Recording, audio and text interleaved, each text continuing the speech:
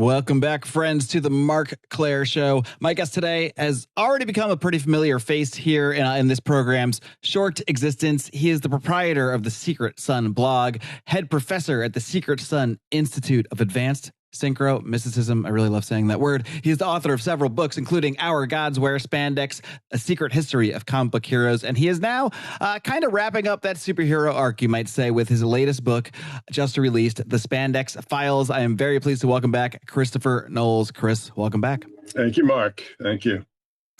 Well, Chris, last time you were on here, we talked about a lot about your history in the comic book industry, how you got interested in comics. We don't need to go back into all that. I'll link to that episode in the show notes. But I kind of want to just find out more of what the impetus was for returning to the topic with this book. What did you feel need to be said that wasn't said in Our Gods Wear Spandex? I think over a decade ago.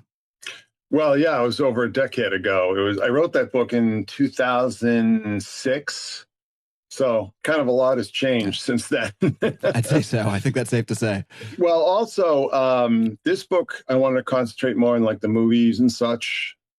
There's a huge part of the book that's looking at all superhero movies and, comic book inspired movies, Matrix, Dark City, so on. Mm-hmm. And I wanted to, it was kind of almost like a before and after, but I also sort of want to just draw a line in the sand and say, this is the end of it. This, the phenomenon, the social and cultural phenomenon that I was talking about in Gods Wear Spandex is over. And the numbers bear that out, that superhero movies, especially this past year, flopped across the board.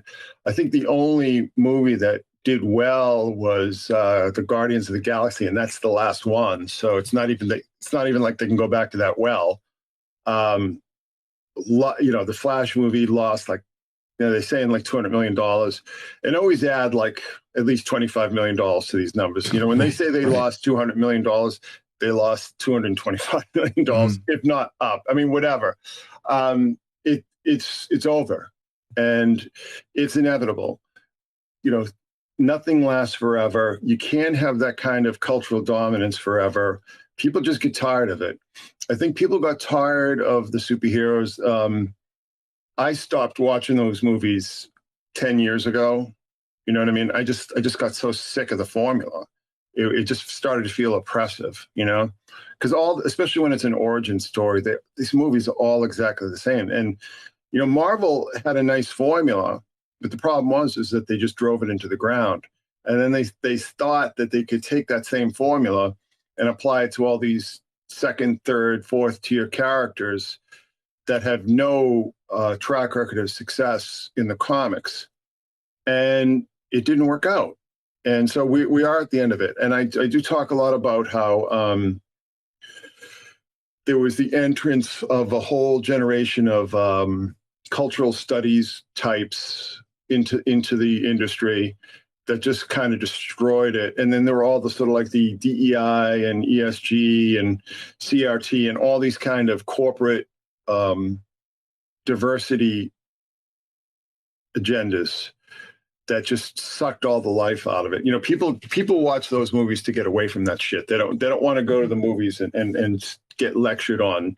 And they're not coy about it either. Like Disney actually has some kind of behind the scenes specials on its channel, and some of them will have interviews with these writers, and a lot of them will openly brag about how the fact that they have no affinity for the comics. Many of them haven't read the comics, and they're proud of that fact. And they say they're there specifically to, give a voice to the downtrodden and whatnot, and the list of 27 oppressed peoples and whatnot. So it's not coy or subtle whatsoever.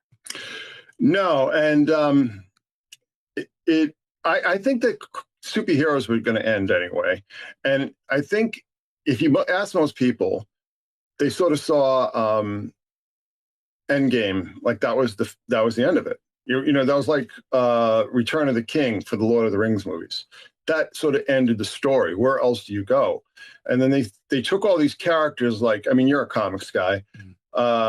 Shang-Chi and the Eternals and She-Hulk and all these like characters that sort of were introduced in the 70s because, they were trying to keep the thing going because, you know, the older characters were getting kind of worn out. But those characters, they weren't successful back then. They weren't successful in the comics back then. You know, I was a big fan of Master of Kung Fu, Shang-Chi, but, you know, I was in the minority. You know, that was not a successful book. It had a certain cachet because the whole Kung Fu martial arts, everybody was Kung Fu fighting kind of deal was popular in the 70s, but I don't know. And then Marvel did all this, you know, race and gender swapping and sexuality swapping with all their main characters. And that just really, that was the death stroke. That killed the goose that laid the golden egg. But here's the thing. So I remember this is before, you know, the whole, all the diversity and DEI and all that kind of stuff became so dominant. I remember like it was sort of started to bubble up. There was a site called Comics Alliance that, you know, they were getting like very woke, quote unquote, and Comics Beat. And I remember, I forget which, it was one of these sites.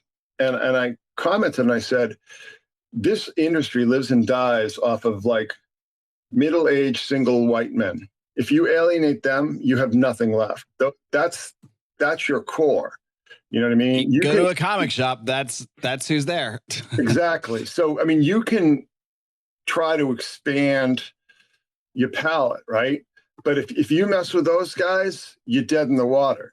And those guys were the ones keeping the stores open. And that's why we've seen, I mean, for God's sake, Jim Hanley's closed. You know what I mean? I mean, that's just, I mean, I guess Midtown Comics, I'm talking about New York here. Mm-hmm. I guess Midtown Comics is still open, but it's just been a bloodbath. You know what I mean? Store after store after store is just dying. You know, the thing is that comic books are more popular than ever as a medium, but it's not superhero stuff. It's all manga and YA. So it's just over. And I kind of wanted to, you know, both for myself, since it was such a part of my life for so long, such a central part of my life, you know, I kind of wanted to sort of wrap it up and say goodbye, you know what I mean? But also kind of let everybody else know that it's time to say goodbye, you know?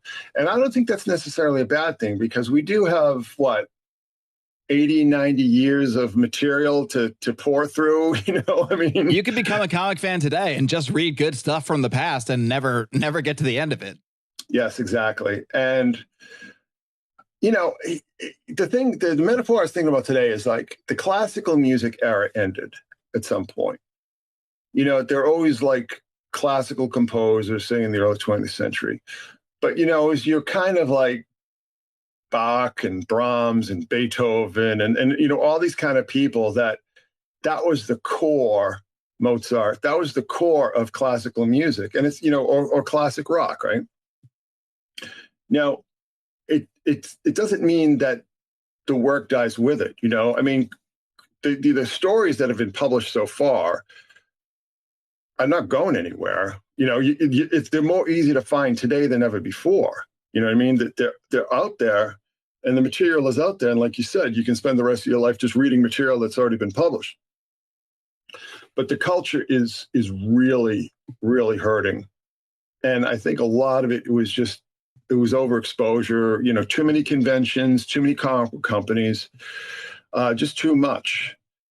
And you cannot sustain that type of intensity. It's just going to end. And that's kind of what I wanted to talk about. But I also wanted to talk about, you know, all these different movies and just how this influenced the culture. You know, I didn't want it to just be like doom and gloom. You know, I wanted to sort of celebrate the past and, you know, the good things about it, the good things about the industry, the good things about the medium. And you know, there are a lot of good things. And, you know, I think that goes without saying. And also what I wanted to do, I mean, you're a comics guy. This might be a little before your time, but what I really wanted to sort of base the whole format of the book on is back in the 70s and 80s, there was a magazine called the Comics Journal. And it is before my time. Yeah. And that's the cover is kind of like a tribute to that, because I remember the first issue of the Comics Journal I ever got, I was at a flea market, right? And I got it for like 50 cents. and it was like this epic interview with John Byrne, and this is when he was doing the X-Men, right? I think it was like 1980, and that's like when that stuff hits you like right age. That's probably I guess I was 13 at the time. That hit me just like square in the forehead, you know what I mean? And I never got that out of my system. And I used to actually read. Everybody used to read it. Everybody in the business used to read the Comics Journal until they lost their minds and they went off into some weird dimension of loser nothingness, But anyhow, I mean, like all this like indie stuff that absolutely nobody reads, you know what I mean? Like that's what they decided to make the focus of their book, and they just killed themselves. It's funny too because talking about our gods with spandex, I got like raked over the coals in the Comics Journal. I mean, this is like not the real Comics Journal. I mean, the real Comics Journal died 30 years ago, really, and it just became this corpse, this zombie version of itself.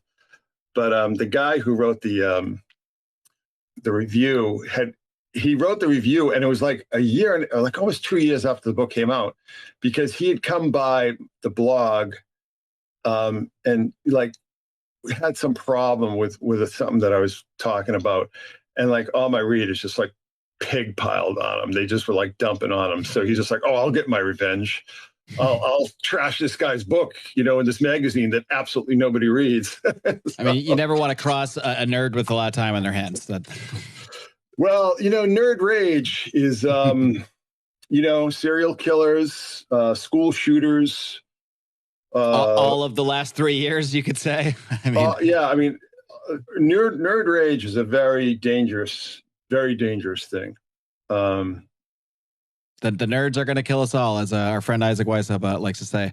I do want to dig into, like, you touched on a lot of stuff in your book, a lot of stuff that we'll talk about that is sort of favorites of mine in the comic book realm. But you also talked about, so I learned a few things from your book that I had never even knew before. One of them involves Jack Kirby. A few of them involve Jack Kirby. So we touched on him very briefly, I think, the last time you were on the show, but maybe we can dive further into the background of Jack Kirby, his influence on the comic industry a little bit for those that don't really know who that is, for those that don't really follow comics. But I'll let you set up who Jack Kirby is, but there's something really fascinating, the thing with the face, I'll say, that I never knew about that just kind of blew my mind.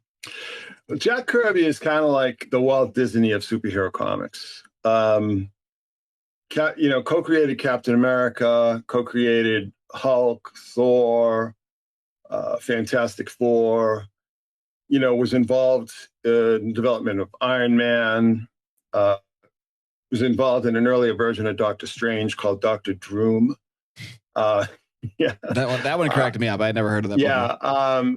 He just created so many characters. He was like a machine. Just, I quoted this guy who I'd interviewed who'd worked with him when Kirby was in animation and said he was like hermetically sealed within his own imagination, but, just full of energy. I mean, he just was constantly creating. Worked with Stan Lee on, the Marvel Age of Comics. Like I said, Fantastic Four, Spider-Man, Doctor Strange, Captain America, Nick Fury, Agent of S.H.I.E.L.D.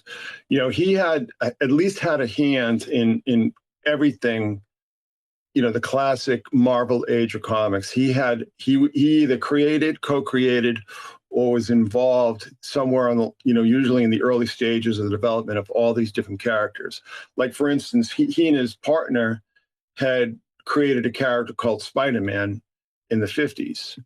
And they sort of evolved into this character called the Fly. They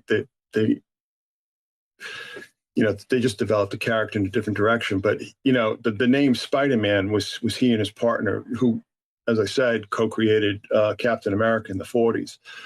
So just an unbelievably influential guy, but also incredibly strange, obsessed with paranormal, occult, incredibly obsessed with ufology and ancient astronauts. I mean, ancient astronauts and ufology were like huge obsessions for him. And you pointed out he was a big ancient astronauts enthusiast even before Von Daniken and Chariot of the Gods sort of popularized it. I'm curious, like, what were the sources like that someone like that, like Jack Kirby, would be finding to get him all into that stuff at that point in time? I don't know, man.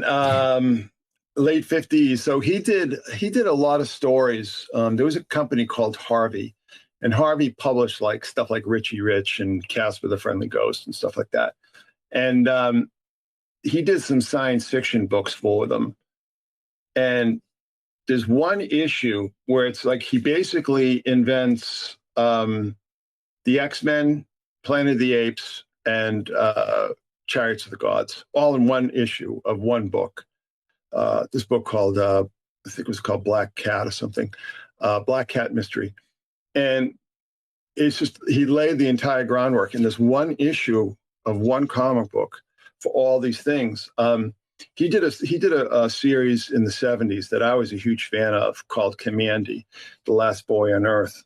And it came about because DC were vying for the license for Planet of the Apes, and they didn't get it. So they said, can you do something like that to develop for an animation cartoon or something? So he did this book called Commandy that I loved to death when I was a kid. But everybody said he was copying Planet of the Apes, and it's like, no, Planet of the Apes was copying him because he came up with that idea, in the late 50s, mid to late 50s. I think it was like 56 or 57. So just extraordinarily creative guy, very strange, clearly very deep into the spectrum, let's just say. Possibly got dosed with LSD at somewhere along the line. Just an amazing creative genius. There's no second, like there's no runner up in comics. There's nobody who's created as many concepts or characters or ideas or innovations as him. Like the next runner up is like a distant second. So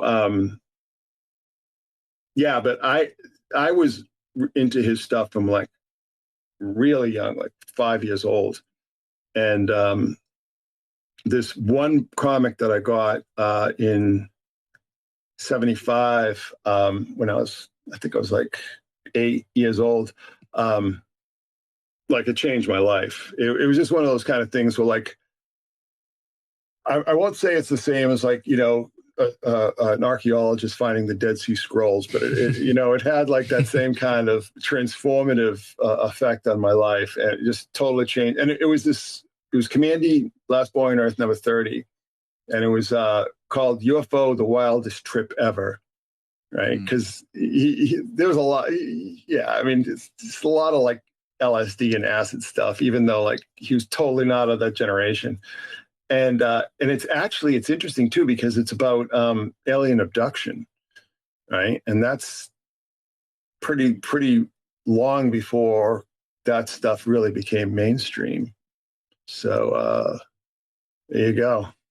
Yeah, and then what really blew my mind is that with that panel from that one comic, The Face on Mars, where Jack Kirby very, very accurately portrayed what would sometime later, I don't know, a decade or two later, be a very similar image of what people call the face on Mars, this image from Mars, from like the Viking, whatever, one of those probes. But this was way before that. Viking one, that's what it is. But this drawing, even I think they even called it the face on Mars in the book. That blew my mind. So I don't know. What do you think is going on there? Did Jack Kirby have some insights that we might not be aware of? Well, that's the thing is that's the tip of the iceberg with him. He anticipated or remote viewed or had some sort of, I used to call him the space age Nostradamus. He just had that sense. I mean, he just could sort of, I don't even know how to describe it. He prophesied things that that he shouldn't have known about. And the face on Mars is one of them. I mean, of course, that raises the chicken and the egg argument. Like, was that a real object there, or was there some Jack Kirby fan at NASA? I don't know. But yeah, maybe NASA made the face on Mars from Jack Kirby. That might be the most believable explanation. Well, either way, like I said, that's just the tip of the iceberg. He anticipated a lot of crazy stuff, and actually, there's a story that he did in the late 50s, I think in that same series. No, it was in Alarming Tales. That was like very weirdly, in a very strange, cartoony sci-fi way, kind of about how Jack Parsons met Marjorie Cameron, which is like something that nobody knew about until the 70s when Kenneth Grant published The Magical Revival. Today's episode of the Marc Clair Show is sponsored by, right here, Fox & Sons, foxandsons.com, my favorite coffee brand. And I don't just say that because they're sponsors of the show. I say that because I get a 1-pound bag shipped to my house. The proof is right here. Every single month, I get my pound of Fox & Sons delivered right to my house. You should too. Of course, I don't expect you to just dive right in with no idea what you're getting into. I want you to go get yourself a sample bag. Go over to foxandsons.com, foxnsons.com. You can check out the Den Blend Dark, as is my preference, the Tanzanian Peaberry, Brazilian Honey Premp, a bunch of other flavors still to come. Steven's always mixing it up with new, fresh beans. The best part about this business, Steven started it to not only relive his love for sharing coffee with his father, but to teach his own sons about entrepreneurship. If that doesn't give you the warm and fuzzies, I don't know what will. Just kidding. Yes, I do. This coffee will. So head over to foxandsons.com, foxnsons.com. Use discount code MCS to get yourself 18% off your order. You're going to be coming back for more. Trust me. Foxandsons.com, discount code MCS. Back to the show. So he was certainly some kind of insider of some sorts, you would think. Well, maybe he was accessing, the Akashic record, or something was going on. Let's put it that way. I mean, listen, I'm a firm believer in all that kind of thing. I believe that we have, or some of us at least, have ways of accessing information that's beyond normal human comprehension. That's something I take for granted. And a lot of it, I used to do a lot of stuff on him in the blog before, the Marvel movies became like the sort of dominant cultural icons that they became. And it was kind of funny because I could tell a lot of people what, shut up about this guy. Why do you keep talking about this guy? And then sure enough, a couple of years later, it's like, the Marvel universe basically took control of the multiplexes. And I would say to people, see what I was talking about? See what I meant? So, there you go. Yeah, he's certainly a fascinating person, whether it's inside the pages of the book or outside. And there's definitely a progression as well in his art. I don't know if it was like you said, if he just started dabbling or got dosed with acid or what, but it's like at some point in the 60s, suddenly we've got the Celestials, we've got the New Gods, we've got all this space age wild giant creatures. I mean, it's basically just a representation of, like you said, a lot of the modern sort of ancient aliens type stuff only decades before. So it just continues to fascinate that he was so much ahead of stuff that, is now. That stuff is essentially pushed by our government and our mainstream media at this point. But back then it was much more subversive. Yes, it was. And it was also incredibly marginal. So, all right. So Chariots of the Gods comes out in the late, what year about? I think it was 67 or thereabouts. Well, it came out in Germany in 66, and then I think it was published in this country in 68, somewhere like that. Yeah, 68. Yeah, just look it up. Yeah. And that book was huge for a long time, and then he published a bunch of sequels to it and so on. That book was very, very popular up until, I would say, the early, 72, 73, 74, around there. And then they kind of just fell away, even though people were writing, books similar to that. And I think in 75 was when 76 was when Zecharia Sitchin wrote The 12th Planet. And that kind of redefined the whole ancient astronaut thing, was very much popularized by von Däniken. But at least for the 90s, the whole 90s scene, the whole Sitchin thing was really, that was the predominant Right, because Von Daniken would point out a lot of the weird things. He'd say, "Look at this architecture. This must be aliens. Look at this. Look at that." But Sitchin supposedly interpreted the actual writings and said, "No, look, here's the whole story. Like I've actually got the tale." So for people in that realm, it's almost like they got the cohesive story they were looking for. Yeah, but people. I don't think people really talk about Sitchin anymore. That was big. Like David Icke was a real big fan of that stuff, and kind of took that under his belt and made that part of his whole spiel.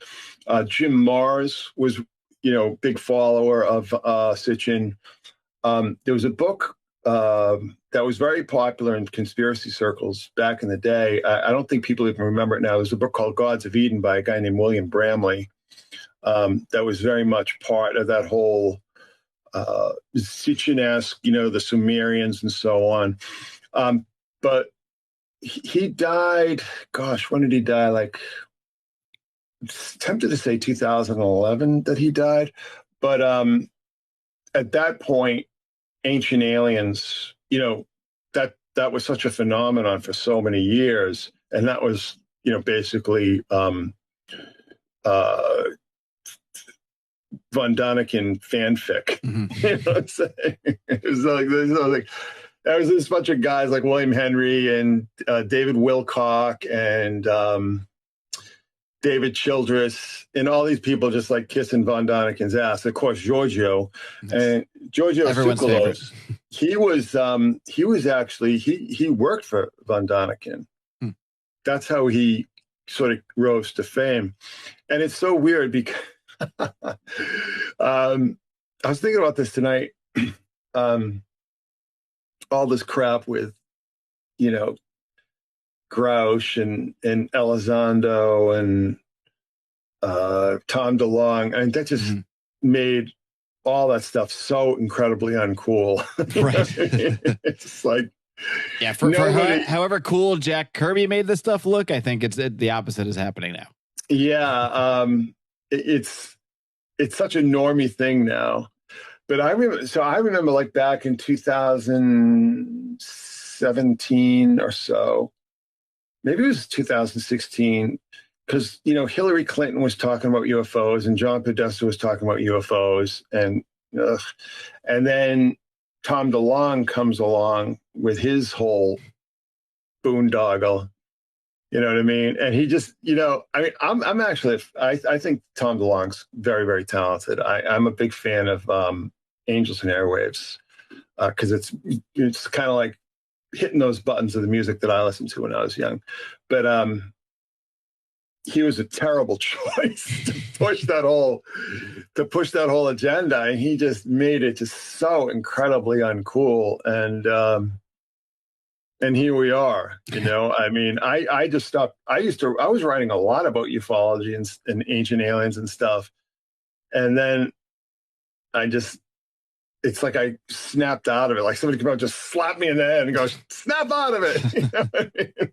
You don't want to be associated with these guys. That's for sure. No.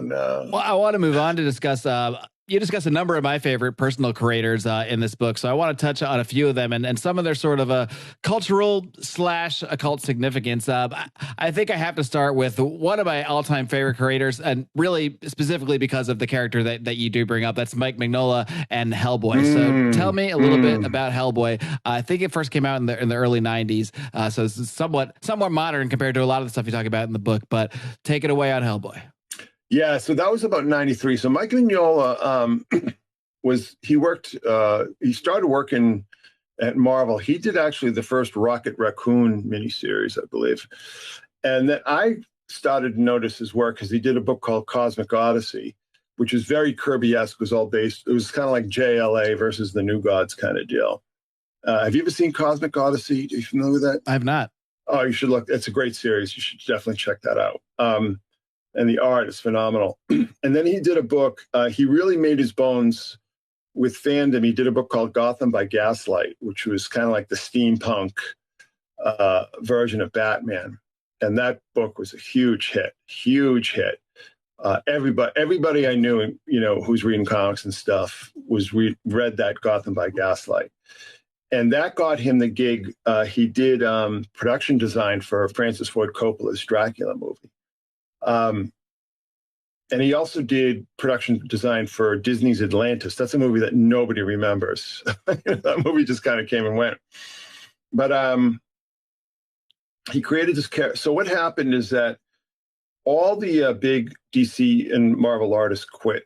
Well, a lot of them, to start Image back in, that was 92. Mm-hmm. So it was like Jim Lee, Mark Silvestri, Eric Larson, Will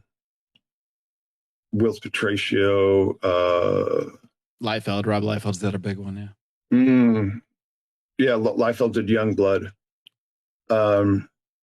So everybody, all the Marvel's top artists just quit at once and started this company. So then all these other publishers were sort of scrambling to do their own version of that. And Dark Horse started an imprint called Legend. And they had like John Byrne and so on. And that's where Mike Mignola created Hellboy for. And Hellboy is just basically, I mean, it's pretty much a copy, kind of almost outright, of Jack Kirby's The Demon, right? And just a second here. It was basically the same idea. It was like a demon that fought for good. You know what I'm saying? And in this case, it was a demon that had been summoned up by like Nazi sorcerers in the waning days of the war, and was put to work.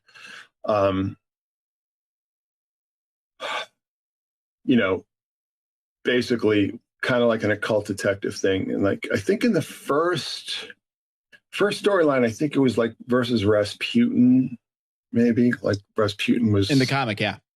Was that what it was? Yeah. That was the, he was one of the ones who summoned him to the earth. Yeah. Was that the Conqueror Worm? Was that what it was called? I think that's the second or third storyline, but yeah, I mean, that was the main arc of that first arc was all with Rasputin. Okay. Well, either way. So he starts Hellboy, and it's very, very well done. As far as his research is just top notch, and he didn't like just make shit up. I mean, he went back into the lore, and that was the basis of his stories. Right? It was occult lore from like the Middle Ages and stuff. And he was also big into Lovecraft, so there's a huge kind of Lovecraft influence there as well.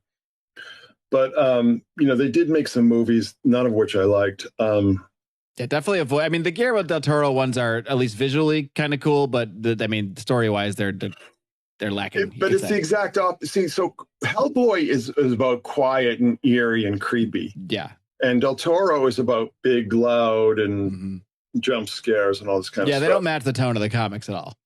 At all.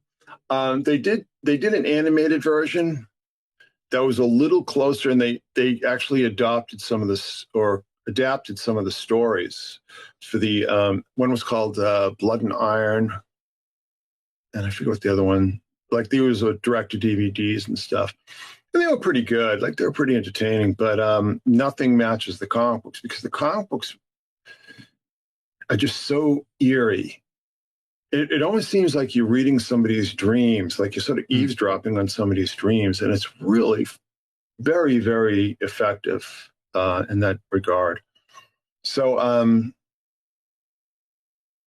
and you can tell Mignola is very well read and understood when it comes to lore, mythology, occult symbolism, because it is just strewn throughout and in no way done randomly. Everything that he puts in there is done with purpose, and it's very clear that he has a very, I don't really know his personal background, but he clearly has a deep knowledge of this stuff. He does. He stopped drawing it, several years ago. And the only artist that I really thought captured his mood was a guy named Richard Corbin. And Richard Corbin was a guy who I was a big fan of when I was like a little kid, and I should have been reading Richard Corbin comics because it was all underground comics. And he did a lot of stuff for, I don't know if you know Creepy and Eerie, those magazines from the 70s. Have you ever heard of those? No. You're too young? I think so. Just shoot me in the head right now. Sounds like there's a lot of good stuff I got to go out and find, you know? Yeah, that stuff. So it started off being like Creepy and Eerie started off sort of doing like the whole EC. Do you know EC Comics are? Yeah. So they're trying to do like EC Comics, and then they kind of really went in their own direction. They also published Vampirella. Mm-hmm. You familiar with that character? Yeah. So, but trust me, if you were a teenage boy at a 90s comic convention, you knew who Vampirella was. yeah. So, so Richard Corbin did some great stories, and his stuff is very eerie, but it's eerie in a different way. There was a book, or at least an arc that he did for Hellboy called The Crooked Man. Have you ever read The Crooked Man, that arc? Mm-hmm. Yeah, so that's Richard Corbin. Corbin did a lot of work for he did a lot of work for Marvel and DC in like the early 2000s. He did a couple arcs on Hellblazer, John Constantine Hellblazer. He did a Hulk miniseries. He did a Luke Cage miniseries. I'm just, I was just always a real big fan of his stuff. He did a lot of work for heavy metal in the 80s. I'm not, if anybody's familiar with that book, but anyway. One character you mentioned there provides a pretty good segue into another creator that I wanted to talk about that you spend a good amount of time on in the book for good reason. He's one of the most prolific and well-known comic creators out there. He's also a self-professed and very, very open black magic occult magician. That is one Mr. Alan Moore, someone whose work has been some of my favorites over the years. It doesn't all strike with me. It's kind of, he has several different styles. I actually prefer a lot of his superhero work over some of his other weirder stuff, but his Swamp Thing is still number one to me too. So, but where do you start with Alan Moore? Because he's certainly a very, very interesting character in his own right, besides the characters he writes. So we're coming up on the, I guess we passed the 40th anniversary when I first started reading Alan Moore, because I was reading Saga of the Swamp Thing when I think I was probably one of the few people in the world that was reading that book. In 1982, they did a Swamp Thing movie with Adrienne Barbeau, and I think Louis Jourdan was in it. A guy named Dick Durock played the Swamp Thing. Terrible movie. But DC relaunched Swamp Thing, which I was a huge fan of in the 70s. Relaunched Swamp Thing, and since I was, so into the character, I was just buying the book every month. And it was okay. There's nothing wrong with it. But then Alan Moore starts writing it. He comes over from England. He was writing for Warrior, mythology series. That's where he did like V for Vendetta, and I think Marvel Man was in Warrior. And then he did another series called the Bo Jeffrey Saga. I don't know if you're familiar with these, but only from those are only ones I know about from reading your book. Yeah. Yeah, so he came over and did the Swamp Thing, and I was just blown away from the very first. Like the very first issue was he was just wrapping up this other storyline, right? And it just sucked me right in. And then he did this. The second issue he did is world famous among hardcore comics guys. It was a story called The Anatomy Lesson. Mm-hmm. And that kind of rebooted the entire character. I mean, he just totally changed the whole thrust of the storyline. And I was just, I couldn't wait for those issues to come out. I kind of lost interest, I'd say, a couple years after I started. So I started reading his stuff in October, this month, probably around this time of the month 40 years ago, and then he did this like menstruating werewolf story, and I was just like that sounds like a very Alan Moore-esque story. Yeah, I was just like, no thank you. I thought he just lost his inspiration for the character, which happens, it wasn't his character and stuff. And then he did The Watchmen, which my wife was a fan of. Like, I wasn't reading that title when it was coming out, rather erratically, because at the time, my two big books were, I was obsessed with Love and Rockets. And that's when Miller was doing The Dark Knight Returns, which to me was like, I can't tell you how many times I read those stories over and over again. I would read one of those issues and then like read it again like 3 or 4 times in a row. I was just so. If you want to know what 1986 was like, just read The Dark Knight Returns. He just captures the zeitgeist so brilliantly. I mean, that book just blew me away. And I remember reading like Watchmen. And I was thinking, yeah, it didn't really. It was too intellectual. It was too.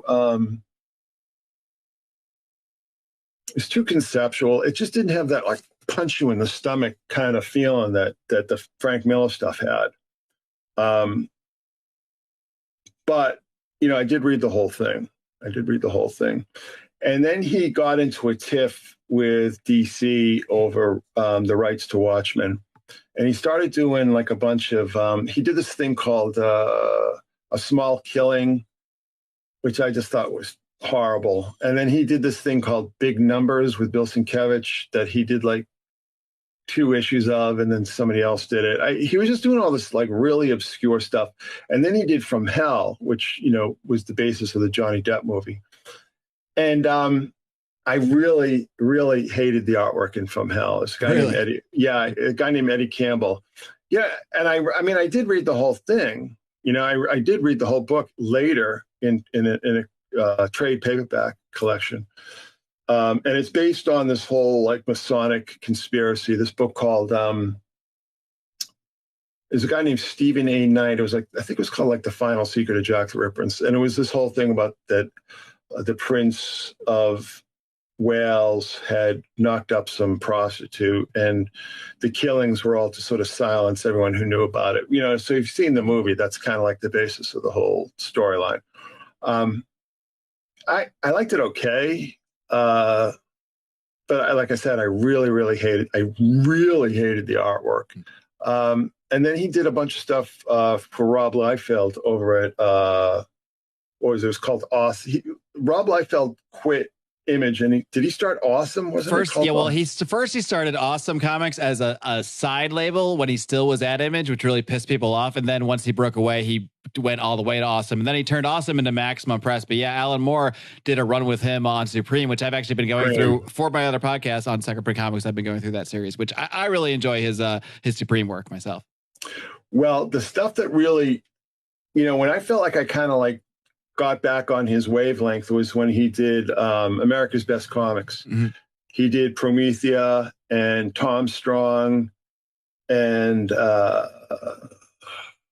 Top 10, which I think was that a movie? I think that was a movie. I'm not sure. I really liked that stuff, but it was the same kind of deal because Promethea I really liked a lot. And then like halfway through the run, it just becomes like, I call it Theosophist summer camp. It was just like, wasn't even that phrase had me cracking up in the book. Yeah. It wasn't even a story anymore. It was just like his little dissertation on the tarot and the Kabbalah and everything. And I just thought, if I want to read this stuff, I'll read like the actual source material. I don't want to read like, some your Wonder Woman ripoff walking through Aleister Crowley land. It just was so dumb. It just really, really turned me off. But then what he did is he did a book for Avatar called The Courtyard. And then he did another series, a sequel to that called Neonomicon, which was kind of like his take on Lovecraft. Well, both of them were his take on Lovecraft, very influenced by a story that he'd written for a book called, I think it was called The Starry Wisdom. I think that's where he originally wrote The Courtyard for. But anyhow, it was clear to me that, so he did this book, and he came right out and said, I did this book because, I had a tax bill that I had to pay and I needed some money. That's why I did Neonomicon. But I thought it was great. And it was so clearly an X-Files pitch that he wrote. Mm-hmm. Like, that's the thing about Alan Moore is that some of the scenes too. I mean, you kind of shared one of the screenshots of from that book, and it's literally an X-Files scene. I mean, it's Mulder and Scully. Oh, absolutely. I mean, when you read that book and think this is Mulder and Scully and Doggett, like John Doggett. It's so obvious to me. And because back in like the fifth season of the X-Files, like Stephen King wrote an episode and William Gibson wrote an episode. William Gibson wrote an episode in the seventh season too. So I think Alan Moore was thinking, hey, I can do that. And it just seems so obvious to me. Like he had a tax bill to pay. He's like, shit, what do I get to publish? Oh, I have this X-Files pitch. I'll just change the names of the characters and put it out in the comic book. Oh, the other thing that I should mention too is League of Extraordinary Gentlemen. I thought that was phenomenal, especially those first 3 or 4 series. Oh my God. I just thought, like, I thought that this was like the best, like heroic adventure stuff ever done. I think Alan Moore is a genius. I really do. The one thing though is that, and that I sort of go to length to point out in the book, is that all of his stories and characters and stuff are all revisions of other people's characters. I mean, the one thing about Alan Moore is that, like, he doesn't create his own stuff. What he does is he'll take somebody else's idea and improve on it. You know what I mean? Yeah, or giving a different angle or a different take or flipping the whole thing around. But it's his finest work. Even Watchmen, those aren't really original characters. They're just kind of takes on these other those Charlton characters as well. Yeah. So what had happened is that DC had gotten so Charlton went out of business, and Charlton's another story. That whole story hasn't been written, but that was like basically a mob run outfit. And basically they just published comic books as money laundering. Seriously. It's a really fascinating story. And a lot of people won't come out and talk about it, but they'll sort of allude to it, like they'll sort of like, make a little hints and stuff. But anyhow, they had a bunch of characters like Blue Beetle, which was just a big flop movie recently, and all these Peacemaker with I think John Cena's doing now. So DC bought the rights, and Moore said, I want to do this thing, this thing called Watchmen with them. And they said, no, we paid a lot of money for these characters. You're not going to sit there and ruin them for us, with your weird, perverted, left wing. We didn't buy these characters so you could have them raping each other, Alan. Yeah. So, yeah. And the other thing, the one book that I should mention that I didn't really go into a lot of depth in this book on, because it's a comic book, but it's not so much a superhero comic book, was Providence. Did you read Providence? I'm not. Providence is phenomenal. That is like, I think that's pretty much the last thing he's done for comics. And if it is, that's like a great way to go out. It's kind of like how Bowie went out with Black Star. It's a great farewell, let's just say. Do you think like Alan Moore, because he does openly talk about black magic and using magic and something he's very immersed in, do you think that he actually views his efforts and his creative output in the comic book industry as some sort of form of magic, or is it just something that he's so interested in that it is just naturally, in some ways naturally bleeds into his work, in other ways, such as in Promethea, where it's, Theosophy Summer Camp, not so naturally, but is it more just a thing he's into, or do you think he actually is trying to do some of it there? No, he's pretty clear that, like doing these stories is part of his magical practice. Have you ever heard, I'm not sure if you ever heard about this, but have you ever heard, because he's, as you mentioned earlier, he was one of the creator, or I think he is the creator of Hellblazer, John Constantine, I believe he is. And yeah, he created him for Swamp Thing, by the way. Exactly. Who's basically, he's basically like a black magic occult detective, I guess you could say. And there have been stories, not just from Alan Moore, but from many creators who have worked on Hellblazer, that they have encountered someone seemingly like the character of Hellblazer in real life, who has said Hellblazer-esque, John Constantine-esque things to them. And more than one creator has said that. And that story has always just fascinated me. It makes you wonder did they create Hellblazer, or did Hellblazer use them to be inserted into the comic book realm? Or maybe this external version of Constantine is a tulpa. Perhaps. There you go. What I mean? Yeah. But see, the thing is that when he created Hellblazer or Constantine, Hellblaze was the name of the title. He didn't create a character called Hellblaze, but he said that he based that character on like these kind of characters that he knew that sort of he was like friends with the guys from Bauhaus and so on, and so he was sort of in that kind, those circles, like kind of counterculture, underground punk circles. And he said that he just always, the occultists that he met weren't like Doctor Strange. They were like these scumbag grifters, Mm-hmm. and that's really where Constantine comes from. And the interesting thing too is that visually he was based on Sting. I don't know if you knew that. Yes. Yeah. It was funny too, because that was at a time when the police would like, you couldn't turn on the radio without hearing a police song. And I just remember seeing that and just thought, come on. No, are you kidding me? Seriously? Is this what we're doing now? I can't believe they did a Constantine movie and didn't cast Sting as Constantine. Blows my mind. Yeah. Everybody loves Keanu Reeves, but that was not the guy that I would have cast. That was not Keanu. That's not the Keanu we know now anyway, but bad casting for what that character is supposed to be.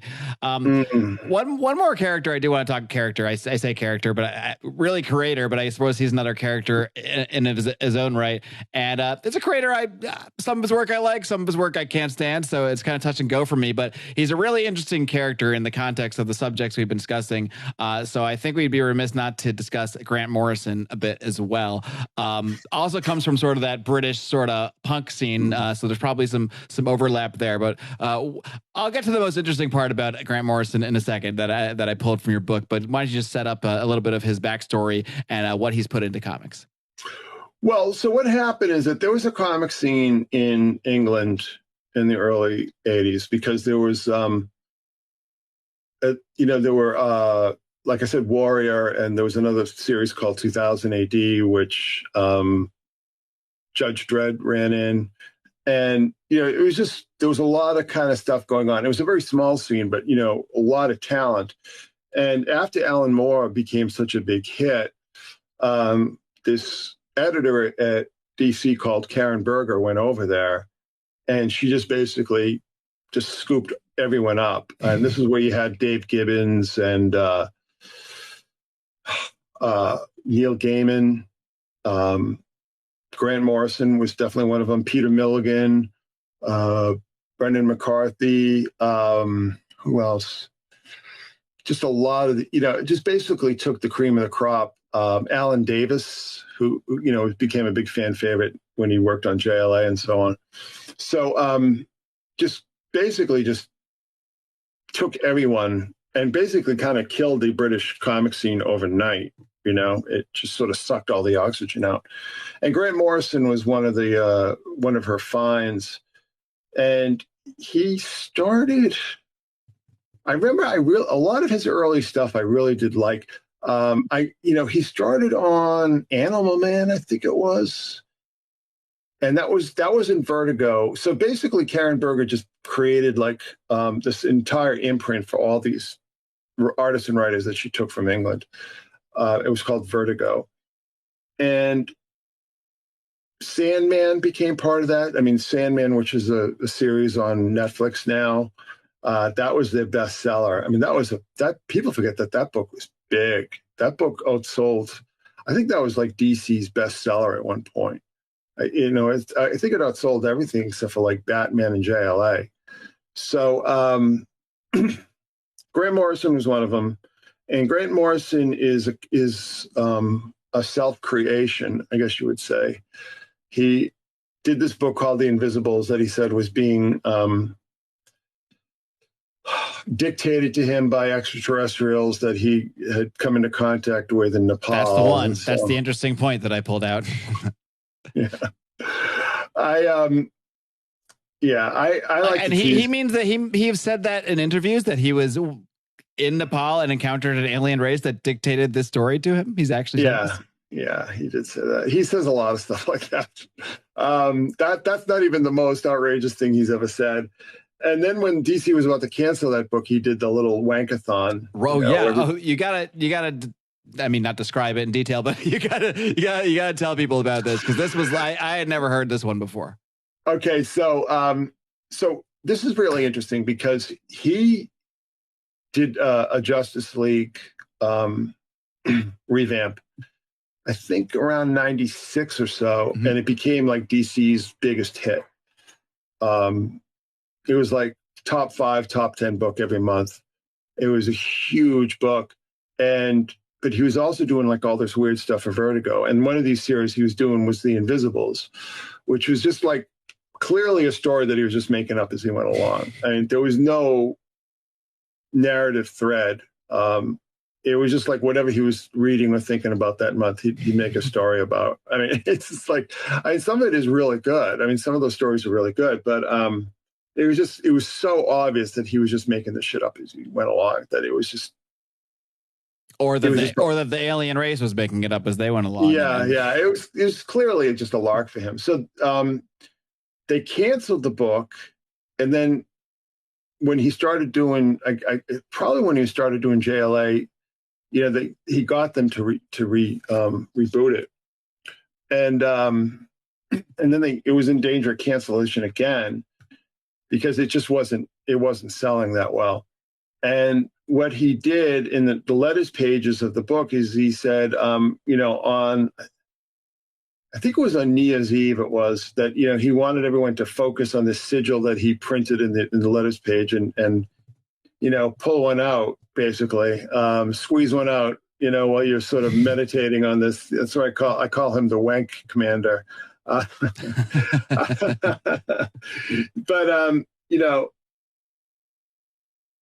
it quote unquote worked.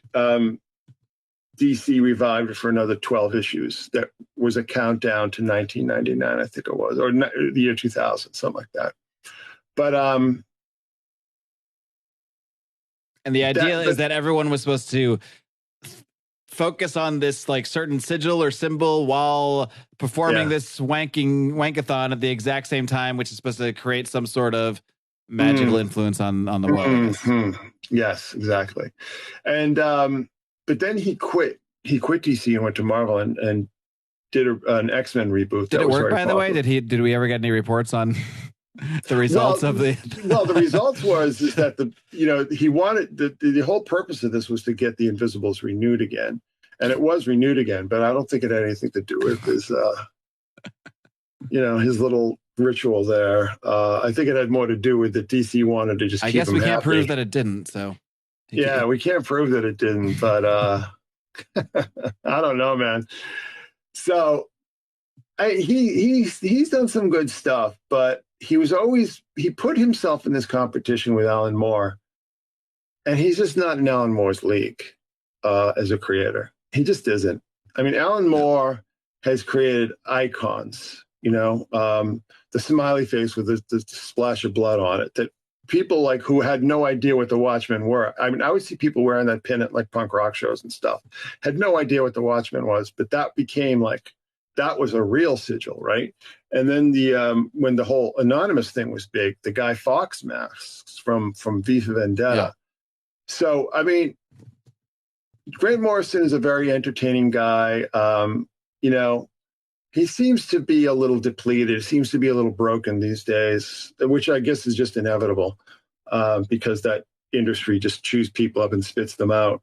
But he's not even fit to, polish Alan Moore's wand. You know what I mean? He's not in the same league.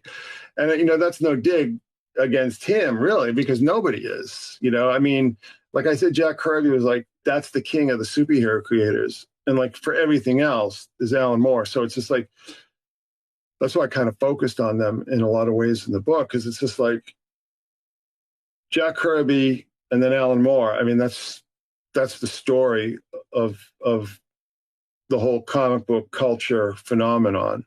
You know what I mean? Those are the two guys that really made it happen. And there's just, for what Moore does, there's a very distant second. For what Kirby did, there's a very distant second. I mean, you talk about Kirby as the king of the superhero comics, and Alan Moore sort of the king of everything else. All the weirdo kind of occult. Man, if we could fantasy a book, a creative team that could never actually happen. Alan Moore writing a Jack Kirby book. That's what I want to see. Just let them loose in their prime. Well, I know that Alan Moore wanted to. I know at one point. See, the problem was that Kirby had a lot of health problems. He started having a lot of problems with his eyes, like in the 70s, and everybody was sort of, pointing out that his drawing skills had really suffered, but it was because he was having a lot of physical problems. I think he had a heart attack. And then in the 80s, I know that he had a stroke, like a really serious stroke, and he developed a tremor, and he just couldn't do it anymore. I mean, he tried. He was still doing a lot of work for both animation and comics. I mean, the guy was just a workhorse. But I do know that Moore wanted to do something with Kirby, but Kirby just wasn't up to it. He wasn't healthy enough. He just couldn't do the work. So it never happened. But that would have been, something interesting to see. For sure. Well, Chris, one more thing I want to get your thoughts on, and then we'll head over to the smoke-filled room and get a little weirder here. But you talked about your main premise here is that this era is winding down. The cultural phenomenon known as superheroes is fading away. I don't think the comic medium is fading away, and there'll probably always be that will always exist. And there's always interesting stuff out there is the good thing, because the medium is one thing, and the medium will always remain, and there's always going to be things interesting. You might have to dig a little further to find them sometimes. But nonetheless, I'm curious, as this culture phenomenon dies a I don't know if it's going to be a slow, silent death or go out with a big bloody bang. But either way, I'm curious what you see it being replaced with. Do you think this is a phenomenon, a modern mythology that sort of became, in many ways, to people that didn't have religion, almost like their own religion, almost like something that is what drove their own mythos? So do you see that being replaced with something else, and what may that be? I don't think that you could ever replace you can't fill the same space that, like, say, the Marvel Universe filled from like 2008 to 2019 or 20 or so. That space can never be refilled. You can never. That's a point in time that I don't think you can replicate, because things are just too. First of all, Hollywood is in just very, very serious trouble, very, very serious trouble. And I don't think people really understand, because so many movies were losing so much money for so many years. And it was like the Marvel movies were making so much money that they're just basically keeping Disney afloat.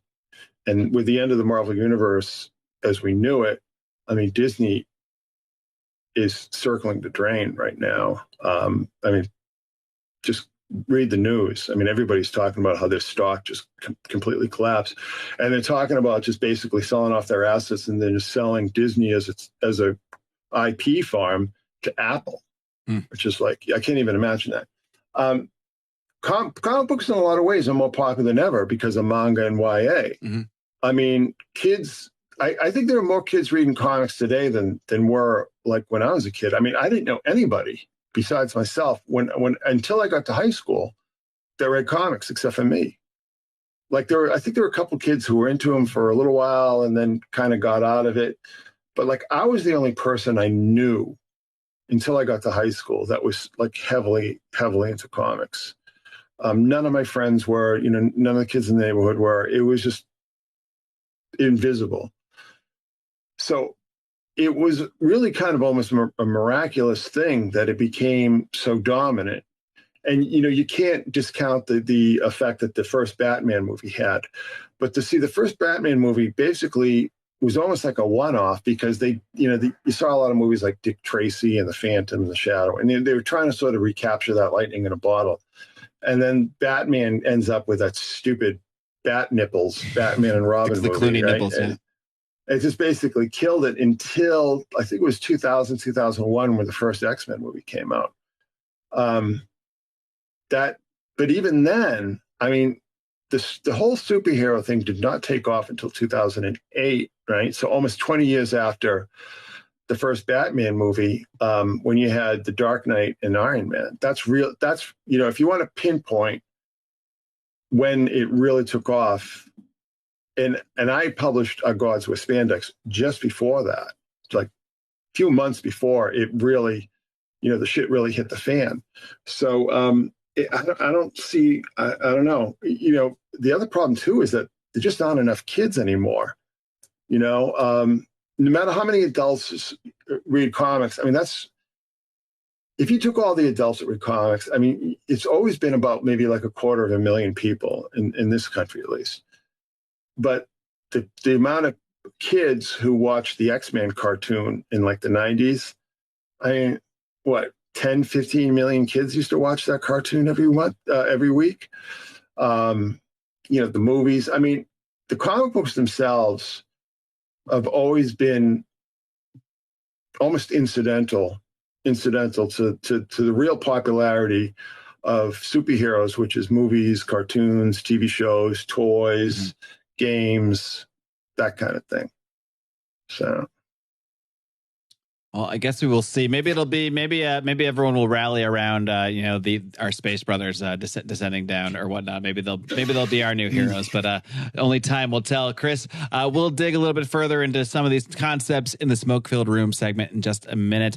Before we wind down, though, just let everybody know where they can find all your work and whatnot. But I do want to also say, though, this book, The Spandex Files, I really want to recommend picking it up, not just for the written content, but as you kind of mentioned, it's done in a very visually pleasing way, and it's really fun read. And when I say an easy read, I don't mean that it's it's not deep. It has its sort of deep elements, you could say, but it feels good to read because it's done in a way that continues to, it sort of makes it feel fun along the way. So I just want to commend you for how the book is done and recommend people check that out.